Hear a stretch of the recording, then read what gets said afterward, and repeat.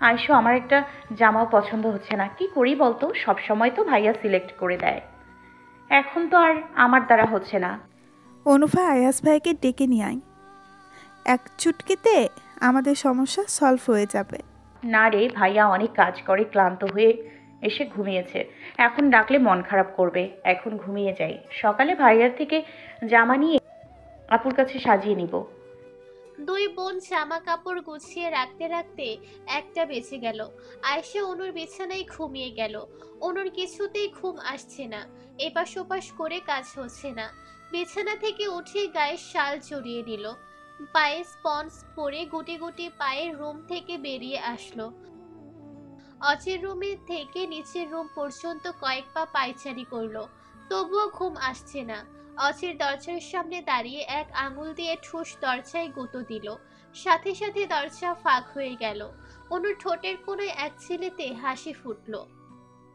ঘুমন্ত অচিকে দেখার লোভ মাথা চাড়া দিয়ে উঠল। জেগে থাকতে অনু কখনো চোখ তুলে তাকাতে পারে না, ভয় আর লজ্জা গ্রাস করে রাখে। গুটি গুটি পায়ে অচির মাথার সামনে দাঁড়ালো। অচির গায়ে মাথায় ব্ল্যাঙ্কেট ছড়িয়ে ঘুমিয়ে আছে। অনুভা ছোট্ট মসৃণ হাতে ব্ল্যাঙ্কেটের কোনা ধরে টেনে গলা পর্যন্ত নিচে নামিয়ে আনলো। অচি নিষ্পাপ কোমল শিশুদের মতো ডাগর ডাগর চোখ বন্ধ করে ঘুমিয়ে আছে। বোকা অনু ঠান্ডা নরম হাত অচির শক্ত চোয়ালে রাখলো।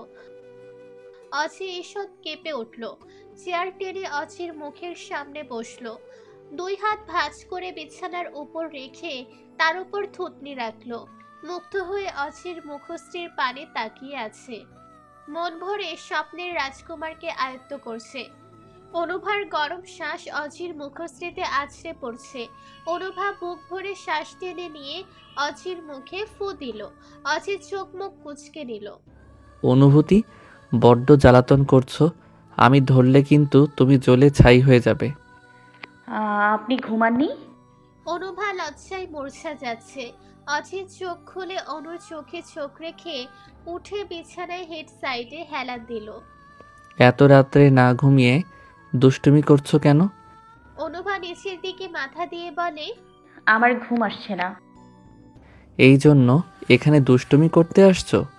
আপনি চোখ বন্ধ করে কিভাবে বুঝলেন আমি? অজির ঠোঁট বাঁকিয়ে হাসল।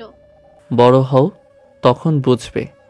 আমি এখন ইন্টারে পড়ি, আর আপনি শুধু বড় হও বড় হও বলেন কেন? আমি কি ছোট? অনুর নাকে টোকা দিয়ে বলে, তুমি ছোট হবে কেন? তুমি তো পাকনি বুড়ি।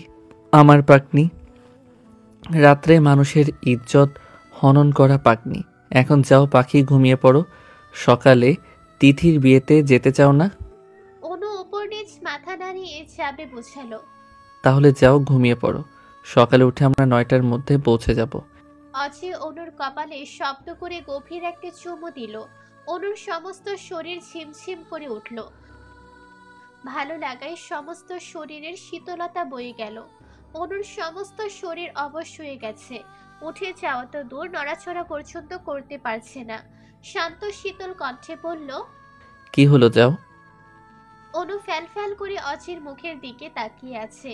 অচি বাঁকা হেসে বলে, আরও আদর লাগবে নাকি আমার অনুভূতির? আর একটু বড় হও, তখন যত আদর লাগবে দিব। এখন যাও পাখি, অন্যথায় দুর্ঘটনা ঘটে যাবে। ভালোবাসেন আমাকে? অনু মিনমিন করে বলল।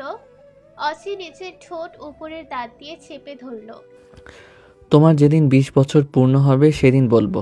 আর 1 মিনিট এখানে থাকলে তোমাকে ব্ল্যাঙ্কেটের ভিতরে ঢুকিয়ে বিড়ালের বাচ্চার মতো বুকের মধ্যে চিপে ধরে ঘুমিয়ে যাব। তখন কিন্তু কারোর সামনে মুখ দেখাতে পারবে না। থাকবে না যাবে বলো? অনুভা আর এক মুহূর্ত না দাঁড়িয়ে দৌড়ে বেরিয়ে গেল। টেবিলের উপর থেকে এক গ্লাস পানি ঢেলে এক নিঃশ্বাসে খেলো। পার কয়েক ঝরে ঝরে শ্বাস ছেড়ে বিছানায় শুয়ে পড়ল। ঠোঁটের কোণে মিষ্টি হাসি ঝুলিয়ে ঘুমের জগতে পাড়ি দিল। ঘুমের মাঝে হঠাৎ অনু ছটফট করতে লাগলো। আয়াত খান আর নীরা খান একটা কালো কারে রাস্তা দিয়ে যাচ্ছে। দুই স্বামী স্ত্রী মনের সুখে হেসে হেসে কথা বলছে। হঠাৎ একটি চলন্ত বাস এসে কালো গাড়িটিকে উল্টে দিল।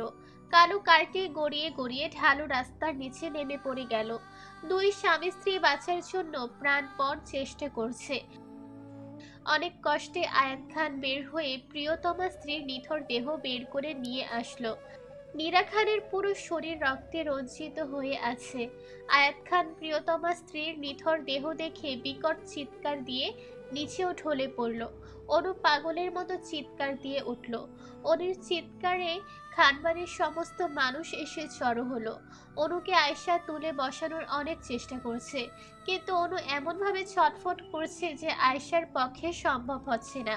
চোখ বন্ধ করে গুমড়ে গুমড়ে ফুপিয়ে কাঁদছে। আয়াজ অনুকে অনেক কষ্টে বসিয়ে মুখে পানির ছিটা দিল। সারা খান অনুর সামনে বসে কাঁদতে লাগলো আর এটা ওটা বলতে লাগলো। অনুভা চোখ খুলে সারা খানকে সামনে দেখে ঝাপটে জড়িয়ে ধরলো। বড় মা, আমার আব্বু আম্মু কোথায়? আমি তাদের নিয়ে খুব বাজে স্বপ্ন দেখেছি। প্লিজ আমার সাথে তাদের কথা বলাও। আমার খুব ভয় লাগছে বড় মা। অনু, তুমি শান্ত হও, এমন করো না। ওই জি কাকা কাকিকে কল দাও, অনুবার সাথে কথা বলিয়ে দাও। অজি মলিন মুখে অনুর দিকে তাকিয়ে আছে। মেয়েটার বিধ্বস্ত অবস্থা সহ্য করতে পারছে না, কলিজা ছিঁড়ে যাচ্ছে। পরীক্ষার আগে থেকে লক্ষ্য করে অনু সবসময় মনমরা হয়ে থাকে। সময়ের অভাবে কিছু জিজ্ঞাসা করতে পারেনি। অজি আয়াত খানের ফোনে কল দিয়ে দেখে ফোন বন্ধ। নীরা খানের ফোনেও কল দিলে সেটাও বন্ধ। ফোন তো ধরছে না, হয়তো ঘুমিয়ে গেছে, সকালে কথা বলিয়ে দিব। অনু, স্বপ্ন দেখে এত কাদার কি আছে? কান্না বন্ধ করো। মানুষ দুর্বলতার কারণে অনেক সময় বাজে স্বপ্ন দেখে। তুমি তো ঠিকভাবে খাবার খাও না, তাই এমন বাজে স্বপ্ন দেখেছো। ফোন বন্ধ বলছে, এটা আর বলল না। আয়াত খান আর নীরা খান ফোন ধরবে কিভাবে? তারা তো এখন প্লেনে। অনেক কষ্টে অনুকে শান্ত করে সারা খান অনুর পাশে শুয়ে পড়লেন। পুরো রাত আর কারো ঘুম হলো না। অনু ভোরের দিকে ঘুমিয়ে গেল। আয়াত সারহাম খান গম্ভীর হয়ে সোফায় বসে আছেন। সকাল গড়িয়ে দুপুর হলো, এখন পর্যন্ত আয়াত খানের ফোনে কল ঢুকছে না। অনু কতবার যে বলেছে কথা বলিয়ে দিতে, কিন্তু কল ঢুকছে না। মেয়েটা কিছুই খাচ্ছে না। অজি তিথির বিয়েতে চলে গেছে 10টার দিকে। অনুভা আর আয়েশাকে নেয়নি। বেস্ট ফ্রেন্ডের বোনের বিয়ে, তার উপর অনেক দায়িত্ব পড়েছে। ছোট কাকা কাকি কোথায় আছে? কাল রাত থেকে ফোন বন্ধ। আইমান, কে কল দাও? আমার কেন যেন মনটা কু গাইছে, ভালো লাগছে না। বাবা, আপনি চিন্তা করবেন না, ছোট কাকা কাকি কিছুই হবে না। আচ্ছা, তারা দেশে আসছে না তো? তাই যেন হয় বাবা, কিন্তু দেশে আসার আগে তো জানিয়ে দেই। হয়তো অনুকে সারপ্রাইজ দেবে। আয়াজের কথা শুনে আরহাম খান উঠে চলে গেলেন। আয়াজ মাথা চাপ দিয়ে ধরে বসে আছে। তার ভেতরটাও ছটফট করছে। বিকেল হয়ে যাচ্ছে, আয়াত খানের কোনো খবর নেই। আয়াজ কিছুতেই শান্তি পাচ্ছে না। হঠাৎ আয়াজের কাছে একটা ফোন আসলো। আয়াজ ফোন কানে নিয়ে নির্বাক হয়ে গেল। মাথা ঘুরতে লাগলো। নিজেকে অনেক কষ্টে স্বাভাবিক করে রুম থেকে বের হলো। আয়রা, আমি বের হলাম। হাতের কাছে ফোন রেখো, আমি কল দেওয়ার সাথে সাথেই ফোন ধরবে। তোমার কি হয়েছে? চেহারা এমন লাগছে কেন? কিছু না। আয়াজ আর কথা বলতে পারল না। বাসা থেকে ছুটে বেরিয়ে গেল। গাড়ি নিয়ে সোজা এয়ারপোর্টের উদ্দেশ্যে রওনা দিল। যেতে যেতে অচির নাম্বারে একটা কল দিল, কিন্তু অচি ফোন ধরছে না। অনু আসরের নামাজ পড়ে নিচে নামার উদ্দেশ্যেই 2 সিঁড়ি নামতে সদর দরজার দিকে চোখ গেল। অচির পাশে তিথি বধূ বেশে দাঁড়িয়ে আছে। অনুভা চোখ ভালো করে কয়েকবার হাতড়ে উল্টে পিঠে দিয়ে টোলে পরিষ্কার করে দেখল, না, ভুল না, তার চোখ সঠিক দেখছে। অনুর পুরো দুনিয়া থমকে গেল। তিথির বেশভূষা দেখে বুঝতে বাকি নেই তার অচি ভাই তিথিকে বিয়ে করে এনেছে। অনুভা পাগলের মতো চিৎকার দিয়ে উঠল। অনুভার চিৎকারে সারা খান, আয়রা, আয়শা ছুটে আসলো। অনুমা, কি হয়েছে? এভাবে চিৎকার দিলি কেন? অনু হাত উঠিয়ে দরজার দিকে দেখালো। সারা খান অচির পাশে তিথিকে দেখে নির্বাক হয়ে গেল। অনুভা থরথর করে কাঁপছে, যে কোনো মুহূর্তেই পড়ে যাবে। আয়রা অনুভাকে ধরতে গেলে অনু পা পিছলে সিঁড়ি দিয়ে গড়িয়ে গেল। অচি দৌড়ে ধরতে আসলে আয়শা থামিয়ে দিল। অনুভার হাত পা ছিলে রক্তাক্ত ঝরতে লাগলো। ভাইয়া অনুকে ছুবেন না, আমার বোনটার আশেপাশে আসবেন না। ভালোবাসার ফল সে পেয়ে গেছে, এখন অভিনয় করতে না আসলে আমরা খুশি হব। যে আয়েশা অচির আওয়াজ শুনলে বোবা বনে থাকতো, সে আয়েশার প্রিয় বোন বলো আর বান্ধবী বলো, তার জন্য হুঙ্কার দিয়ে উঠল। আয়েশার ধমকে অচি থেমে গেল। অচির চোখ দুটো লাল হয়ে আছে, মাথার চুল এলোমেলো হয়ে ঘাড় কপালে লেপ্টে আছে। আজ অজিকে ছন্ন ছাড়া লাগছে। আয়েশা আর আয়রা অনুকে ধরে তুলল। অচি অপরাধীর ন্যায় ড্রয়িং রুমে দাঁড়িয়ে আছে। তিথি অচির পাশে দাঁড়ানো। অনুভার চোখ দিয়ে অস্ত্র গড়িয়ে পড়ছে। আরহাম খান ঘুমিয়েছিলেন। অনুভার চিৎকারে আওয়াজ পেয়ে বেরিয়ে আসলেন। কি হয়? বাকিটা বলার আগেই হঠাৎই অচির দিকে নজর গেলে চমকে উঠল। ওজি এসব কি? তুমি এই মেয়েকে বিয়ে করেছো? আরহাম খান থর থর করে কাঁপতে লাগলো। অচি কিছু বলতে গিয়েও থেমে গেল। অনুর অবস্থা খুব খারাপ। নিঃশ্বাস নেওয়ার জন্য ছটফট করতে পারছে না। নিঃশ্বাস নিতে গিয়ে জোরে জোরে শ্বাস টানছে। আয়রা দৌড়ে গিয়ে অনুভার বুক পিঠে মালিশ করছে। অচি ঠায় দাঁড়িয়ে আছে। আয়শা কান্না করছে আর এটা ওটা এগিয়ে দিচ্ছে। মাঝে মাঝে অচির দিকে ঘৃণার দৃষ্টিতে দেখছে। আলেয়া বেগম সারা খানকে রুমে নিয়ে গেল। অনুভা কিছুটা স্বাভাবিক হলে আয়রা ধরে সারা খানের কাছে নিয়ে আসলো। অনু সারা খানের বুকে ঝাঁপিয়ে পড়ল। বড় মা, ও বড় মা, আমার সাথে এটা কেন হলো? আমি কি তোমার ছেলের যোগ্য ছিলাম না? আমি তোমার ছেলেকে বড্ড ভালোবাসি মা। এই দেখো, এখানে কত কষ্ট হচ্ছে, নিঃশ্বাস নিতে পারছি না, দম বন্ধ হয়ে আসছে। এসব তোমার ছেলের জন্য হচ্ছে। অনেক ভালোবাসি যে, তাই তো হচ্ছে। বলো বড় মা, কথা বলো। আমি মরে যাব বড় মা তোমার ছেলেকে না পেলে। বড় মা, তুমি তো জানো সেই ছোট্ট থেকে তোমার ছেলের সাথে কোনো মেয়েকে সহ্য করতে পারতাম না। আজ দেখেছো সে বউ নিয়ে এসেছে। দেখো না বড় মা, আমার ভেতরে ভালোবাসা তৈরি করে দিয়ে এখন সে অন্য একজনকে নিয়ে এসেছে। বড় মা, আমি সহ্য করতে পারছি না। অনু শেষের কথা বলতে বলতে সারা খানের কোলে ঢলে পড়ল। অনুভা জ্ঞান হারিয়ে ফেলেছে। অনুভার কান্না দেখে আয়রা, আয়শা, আলেয়া খান সহ বাসার কাছের মেয়েগুলোর চোখ দিয়ে অশ্রু গড়িয়ে পড়েছে। ছোট্ট একটা মেয়ে একজনকে এতটা ভালোবাসতে জানে, তা যেন সবাই এই প্রথম দেখা। অনুভাকে ধরে শুয়ে দিল। চোখে মুখে পানি ছিটিয়ে দিয়েও জ্ঞান ফেরাতে পারছে না। আরহাম খান শক্ত হয়ে বসে আছেন। অচি ডক্টরকে কল দিয়ে আসতে বলল। তিথি সোফায় চুপ করে বসে আছে। ডক্টর এসে অনুভাকে দেখে কিছু ওষুধ লিখে দিল। মেয়েটি খুব দুর্বল, অধিক রাত জাগার কারণে শরীর খারাপ করেছে। ঠিকমতো খাবার খায় না, ঘুমায় না।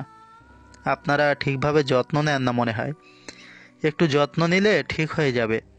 আমি ইঞ্জেকশন দিয়েছি, একটু পর জ্ঞান ফিরলে ওই ওষুধগুলো খাইয়ে দিয়েন। অচি ডক্টরকে পৌঁছে দিয়ে অনুর ওষুধ নিয়ে বাসায় আসলো।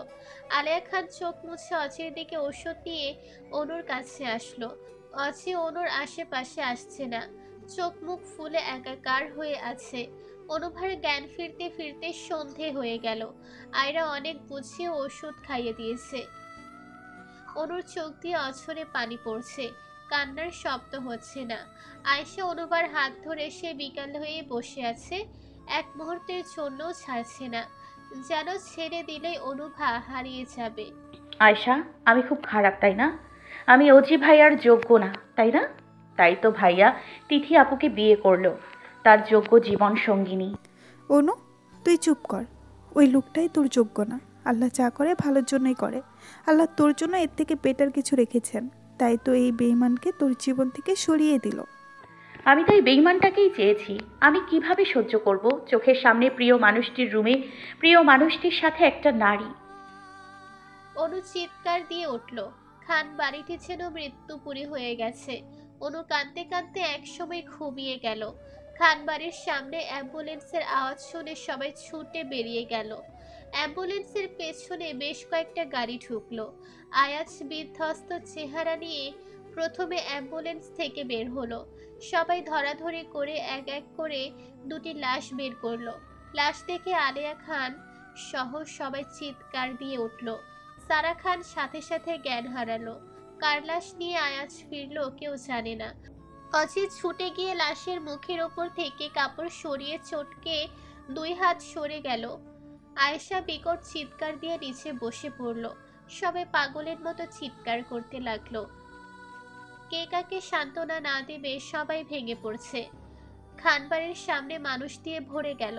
সবাই চেয়ে চেয়ে দেখছে আপনজন হারানোর বিয়োগ ব্যথা। বাহিরে মানুষের শোরগোল। অনুর ঘুম ভেঙে গেল। চাপা কান্নার আওয়াজ পেয়ে রুম থেকে বেরিয়ে আসলো।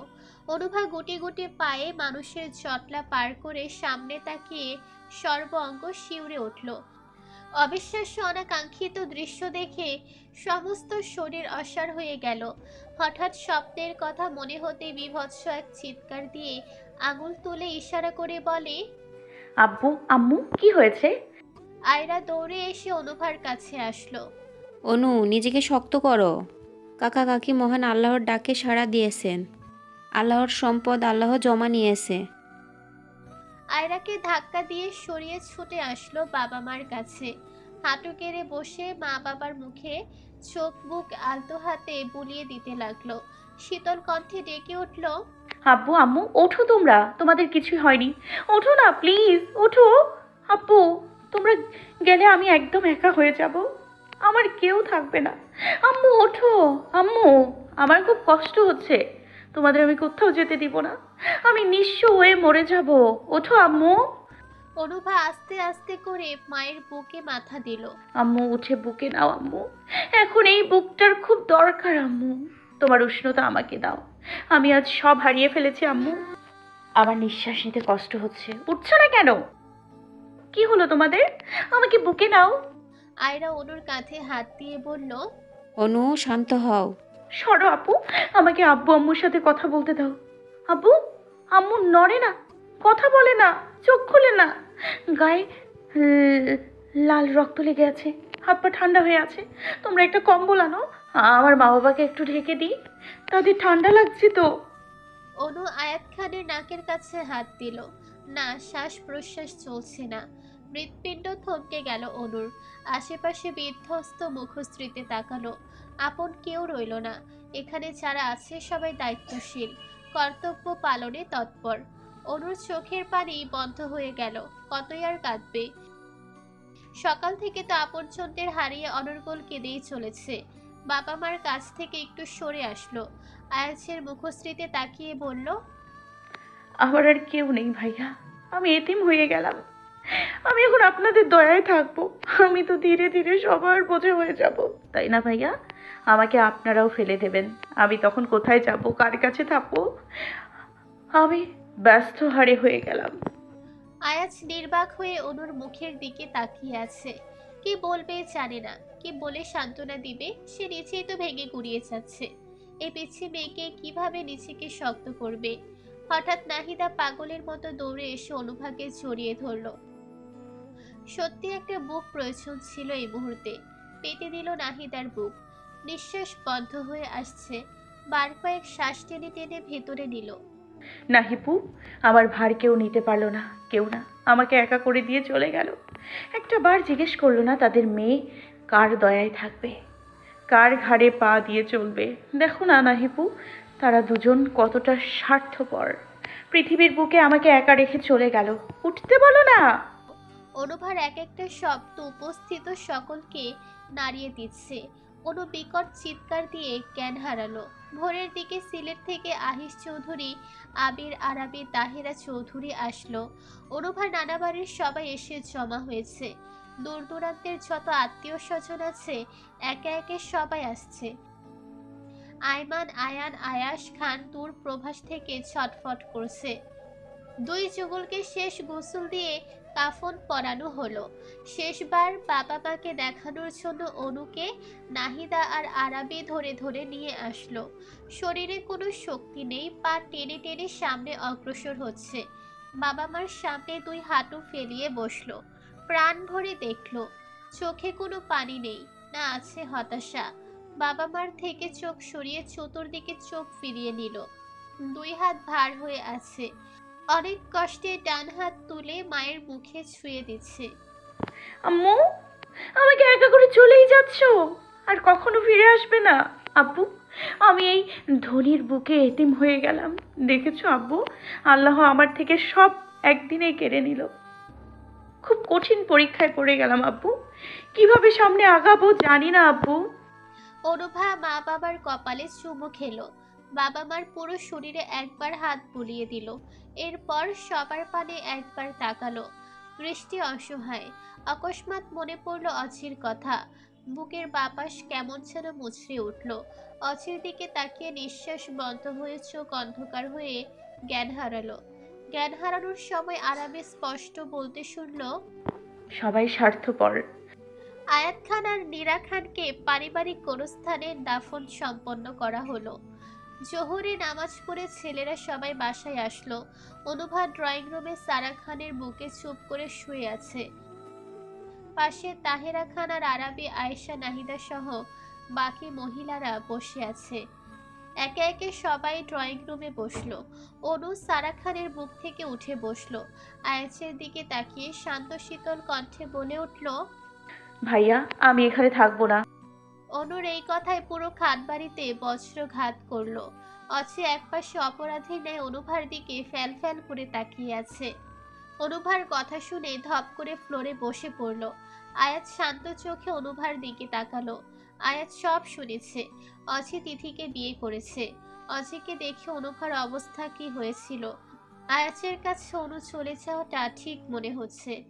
কোথাও যেতে চাও? তুমি যেখানে যাবে আমি তোমাকে সেখানেই পাঠিয়ে দিব। নাহিদ হক সুযোগ পেয়ে গেল। অনুভাকে নিয়ে গেলে তার ছেলেকে দেওয়া কথাও রাখতে পারবে। আমি নিয়ে যাব আমার অনুভা আমাকে। নায়কের চেহারা খুশিতে চকচক করে উঠল। অনুবা সিদ্ধান্ত নেবে কোথায় যাবে। আয়াজ নাহিদ হকের সাথে দিতে রাজি না, কারণ সে নায়কের গতিবিধি লক্ষ্য করেছে। নায়ক ছেলে হিসেবে অনেক ভালো, কিন্তু অনুভার জন্য ঠিক না। আরহাম খান আয়াজের কথা শুনে ক্ষেপে উঠলেন। আয়াজ পাগল হলে নাকি? বাড়ির মেয়ে বাড়িতেই থাকবে, অনুবা কোথাও যাবে না। ওর বাবা মা মরে গেছে, কিন্তু বড় বাবা এখনো জীবিত আছে। বাবা, আমি ভুল সিদ্ধান্ত অনুভার জন্য কখনো নিব না, এটা আপনি জানেন। অনুভার জন্য আমার এই বাড়ি ওকে ছাড়তেই হবে। আশেপাশে কিছু শগুন আছে, তাদের থেকে আমাদের কমল নিষ্পাপ বাচ্চাকে বাঁচাতে হবে। আয়াজ চোখের মনে ঘুরিয়ে অচিকে এক পলক দেখে নিল। এই পর্যায়ে সবাই কৌতূহলী দৃষ্টিতে তাকালো। আমি অনুবাকে ছাড়া মরে যাব। ওই ছোট বাচ্চাটাকে কুলে পিঠে করে মানুষ করেছি, কিভাবে থাকবো তাকে ছাড়া? সারা খান শব্দ করে কেঁদে উঠল। মম, অনুভা এখানে থাকলে মরে যাবে। আপনি তো সব জানেন। আমার অনুর কিছু হলে আমি তো মরেই যাব। আমার বাচ্চাটাকেই কালো ছায়া থেকে সরিয়ে শুকনো স্থানে রাখতে হবে। আমাকে কেউ বাধা দিও না, তখন তোমাদের অবাধ্য হতে হবে। আয়াছের কণ্ঠে ভিজে আসছে। সবাই গুমরে গুমরে কাছে। আহিস চৌধুরী সোফা থেকে উঠে আয়াজ খানের দুই হাত নিচের মুঠোয় নিয়ে বলে, তোমরা কিছু না মনে করলে অনুভা মামনিকে আমাদের সাথে নিয়ে যেতে চাই। আবিরা মামনি তো একই ক্লাসে পড়ে, দুই ভাই বোন একসাথে কলেজে আসা যাওয়া করতে পারে। কি বলো অনুভা মামনি, যাবে তো তোমার আরোপীর সাথে? আহিস চৌধুরী শেষের কথা অনুর দিকে তাকিয়ে বলল। অনুভা আরবের দিকে এক পলক তাকিয়ে আয়াছের দিকে তাকালো। ভাইয়া, আমি আরুপির সাথে যাব। অনুর শান্ত শীতল কণ্ঠ। নাহিদ হকের উজ্জ্বল মুখ ধপ করে নিভে গেল। তাহেরা চৌধুরী আহিস চৌধুরীর মুখের দিকে ছলছল নয়নে তাকিয়ে মুচকি হাসলেন। তার প্রিয় পুরুষটি না বলতেই সব মনের চাওয়া বুঝে যায়। তাই হয়তো এই পুরুষটিকে ছাড়া এক মুহূর্ত থাকতে পারবে না। সারা খান খুব কষ্টে নিজেকে শক্ত করে রাখলেন। অনুভা বাড়ি ছাড়ার কারণ তার নিজের ছেলে। অচে আজ দুর্ঘটনা না ঘটালে অনুভাকে সারা জীবনের জন্য রেখে দিত। হয়তো অনুভাও এ বাড়ি ছাড়ার কথা বলতো না। অচে পেছনে বসে গুমরে কেঁদে উঠল। কে বলে ছেলেরা কাঁদে না? এই যে অচে হুহু করে কাঁদছে, দু চোখ দিয়ে অশ্রু গড়িয়ে পড়ছে। অচির কান্না শুনেই বিস্ফোরিত নয়নে তাকালো। অনুভা ভাবলেশীর নয়নে প্রিয় পুরুষটির দিকে দেখছে, কিন্তু তার ভেতর কোনো অনুভূতি নেই। মানুষ বলে না, অল্প শোকে কাতর অধিক শোকে পাথর। অনুর আজ তাই হয়েছে। অচি পাগলের মতো কাঁদছে, কিন্তু অনুভার দিকে তাকিয়ে একটা বার বলতে পারছে না। অনুভূতি, তুমি থেকে যাও। তোমাকে ছাড়া আমি বাঁচব ঠিকই, কিন্তু অনুভূতিহীন হয়ে যাব, জিন্দা লাশ হয়ে যাব। আয়াজ বিরক্তিকর দৃষ্টি দিয়ে থুক থুক করে উপরে উঠে গেল। সারা খান ছেলের কান্না দেখে নিজেও কেঁদে দিলেন। কেউ জানে না অচি হঠাৎ তিথিকে কেন বিয়ে করলো, তাদের কিভাবে বিয়ে হলো, কয়েক ঘন্টার মধ্যে এমন কি হয়েছিল যে অচি কেন তিথিকে বিয়ে করলো। অনুভা যদি জীবনের থেকে বেশি ভালোবাসে, তাহলে তিথি কেন জীবনে আসলো? কেউ জানে না, কেউ জানতেও চাচ্ছে না। অচি আজ গলা কাটা মুরগির মতো দাফিয়ে কান্না করছে, কিন্তু কেউ যেন তার সঙ্গ দিচ্ছে না। আয়াজ বড় বড় 3টা লাগেজ নিয়ে নিচে আসলো। তাহেরা চৌধুরী আর আহিস চৌধুরী হাতে অনুভাকে উঠিয়ে দিল। আন্টি আঙ্কেল, আমার কলিজাটাকে দেখে রাখবেন প্লিজ, কখনো বোঝা ভাববেন না। কখনো যদি মনে হয় আমার পাখিটা আপনাদের বোঝা হয়ে যাচ্ছে, শুধু আমাকে একবার জানাবেন। আমার পাগলিকে আমি সাথে সাথে নিয়ে আসব। ও আমার কলিজার আঙ্কেল। আয়াজ সে পর্যায়ে গুমড়ে কেঁদে উঠল।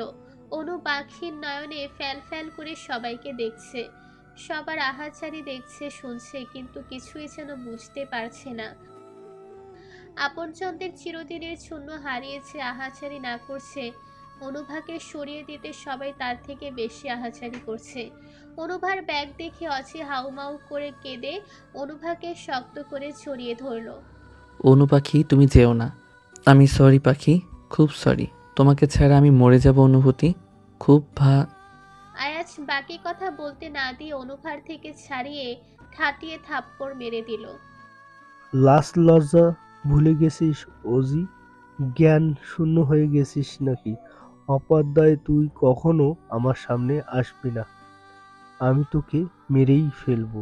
তুই আমার একটু সিক্রেট করলে তোকে জিন্দা পুঁতে দেবো আমি। বলতে বলতে আরো কয়েকটা কিল ঘুষি মারল। অজিত শান্ত হয়ে গেল, অনুর দিকে অসহায় চোখে তাকিয়ে আছে। আয়াজ অনুভার ব্যাগ নিয়ে আহিস চৌধুরীর গাড়িতে রেখে আসলো। তাহেরা চৌধুরী সবার দিকে বিদায় নিয়ে অনুভাকে নিয়ে খানবাড়ি থেকে বেরিয়ে আসলো। অনুভা রিমোট কন্ট্রোল যন্ত্রের ন্যায় ধীর পায়ে জন্মভূমির নিচে বাড়ি থেকে বেরিয়ে গেল। এমনভাবে যাচ্ছে যেন তার কোনো পিছুটান নেই। আয়াজ অনুভার সাথে বেরিয়ে গেল। গাড়িতে উঠে অনুভার সিটে হেলান দিয়ে বসলো। আয়াজ অনুর পাশের সিটে বসে অনুর সিট বেল্ট বেঁধে দিল। পকেট থেকে একটা ঘুমের ট্যাবলেট খাইয়ে দিল। গাড়ি খানবাড়ি থেকে ছেড়ে দিল। প্রিয় জায়গা, প্রিয় বড় মা, প্রিয় বান্ধবীর সমান বোন, প্রথম ভালোবাসা সব পেছনে ফেলে অচেনা গন্তব্যে রওনা হলো। খানবাড়ি থেকে এক এক করে সবাই বিদায় নিল। হাসি খুশি বাড়িটা 2 দিনে মৃত্যুপুরীর রূপ নিল। সমস্ত হাসি খুশি হাওয়ায় মিলিয়ে গেল। সারা খানকে স্যালাইন লাগানো হয়েছে। অচি অনুভা বের হয়ে যাওয়ার পর একটু বেরিয়ে গেছে। তিথি অনুভার রুমে চুপ করে বসে আছে। আয়েশা আলেয়া খানকে জড়িয়ে ধরে ফুপিয়ে কাছে। আয়রা সারা খানের পাশে বসে আছে। ডাইনিং টেবিলে আত্মীয় স্বজনদের নিয়ে আসা খাবার অবহেলা অযত্নে পড়ে আছে। গাড়ি এসে আহিস ভিলার মূল গেটের সামনে দাঁড়ালো। দারোয়ান গেট খুলে দিলে গাড়ি ধীর গতিতে সামনে অগ্রসর হচ্ছে। মূল গেট থেকে একটু দূরে দোতলা ভবনটি দাঁড়িয়ে আছে। দোতলা হলেও 4 তলার সমপরিমাণ উঁচু। আধুনিক রুচিশীল কারুকাজ করা। ছাদের উপর কয়েক প্রকারের বাগান বিলাস রানীর মতো ছাদ রাঙিয়ে তুলছে। পার্কিং এরিয়াতে গাড়ি দাঁড়ালে এক এক করে সবাই নেমে গেল। অনুভা এখনো ঘুমিয়ে আছে। অনুভাকে করা ঘুমের ডোজ দেওয়া হয়েছে, তাই এখনো ঘুম ভাঙেনি। আয়াজ অনুভাকে কোলে তুলে আহিস ভিলার ভেতরে ঢুকলো। ডুপ্লেক্স বাড়ির ভেতরে সিঁড়ি দিয়ে আরামের রুমে ঢুকলো। অনুভাকে বিছানায় শুয়ে দিয়ে আয়াজ বেরিয়ে আসলো। রাত 2টা ছুঁই ছুঁই, সবাই ক্লান্ত। আয়াজ বারান্দায় চিন্তিত হয়ে দাঁড়িয়ে আছে। আরাবি অনুভার কাছে যাওয়ার জন্য উপরে এসে দেখে আয়াজ মলিন মুখে দাঁড়িয়ে আছে। ভাইয়া এখানে কেন? রুমে যান। বোন, একটু ফ্রেশ হতে হবে, রুমটা দেখিয়ে দাও।